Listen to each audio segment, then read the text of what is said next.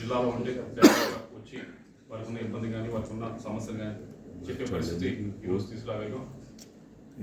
ఏదో ఎంపీ గెలిచి మన వ్యాపారాలు చూసుకుంటా జనానికి కనిపించకుండా ఎక్కడో పరిస్థితి కాకుండా ప్రజల్లోనే ఉంటూ వారికి అన్ని విధాలుగా అందుబాటులో ఉండే పరిస్థితి ఈరోజు జిల్లాలో తీసుకురావడం జరిగింది. దానికి అన్నిటికంటే ఈ అభివృద్ధి కార్యక్రమాలు అంటే వీటన్నిటికంటే దానికి I'm very happy for that.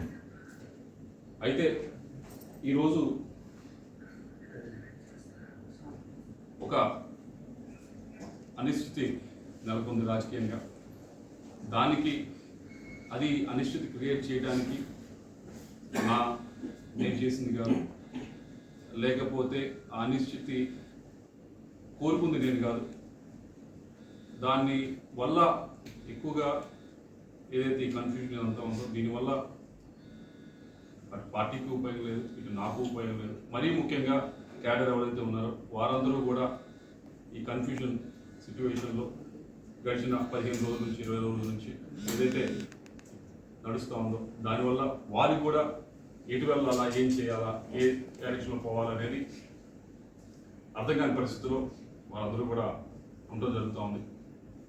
దానికి ఏదో ఒక విధంగా తెరదించాలి, ఏదో ఒక విధంగా ఫుల్ స్టాప్ పెట్టాలనేది మా ఉద్దేశం. ఎక్కడో చోట దానికి ఒక సొల్యూషన్ అనేది మనకు ఎత్తకాల్సిన అవసరం ఉంది. అలా కాకుండా ఇలా వెళ్తే అటు క్యాడర్కి ఉపయోగపడదు, పార్టీకి ఉపయోగపడదు.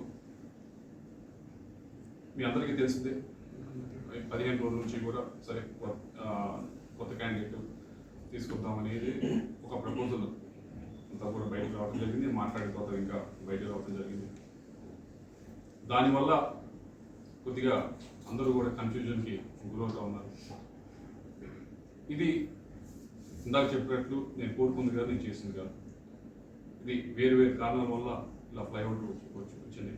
దానికి తెరదించుతూ నేను ఏదైతే ఇప్పుడు పార్టీలో ఉన్నానో పార్టీ సభ్యత్వానికి వైఎస్ఆర్ కాంగ్రెస్ పార్టీ సభ్యత్వానికి రాజీనామా చేస్తూ అలాగే పార్లమెంట్ సభ్యత్వానికి కూడా నేను రాజీనామా చేస్తా ఉన్నాను ఇమీడియట్గా. దీంతో అన్న కొద్దిగా ఈ కన్ఫ్యూజన్ అంతా కూడా ఇదంతా కూడా తొలగిపోతుందని చెప్పి ఆశిస్తూ ఉన్నాను. నాకు ఈ 5 సంవత్సరాల నుంచి కూడా ఎంతో సహకరించారు. అటు రాష్ట్ర ముఖ్యమంత్రి గారు నన్ను యంగ్గా ఉండగానే నన్ను ఎంకరేజ్ చేసి ఎంపీగా నిల్చోబెట్టారు. దానికి అన్ని విధాలుగా కూడా నేను చేయగలిగాను. అభివృద్ధి కార్యక్రమాలు అన్నీ కూడా చేయగలిగాను. అలాగే పార్టీ పరిస్థితి కూడా పార్టీ పరువును కూడా అన్ని విధాలుగా కూడా పైన నిల్చోబెట్టగలిగాను.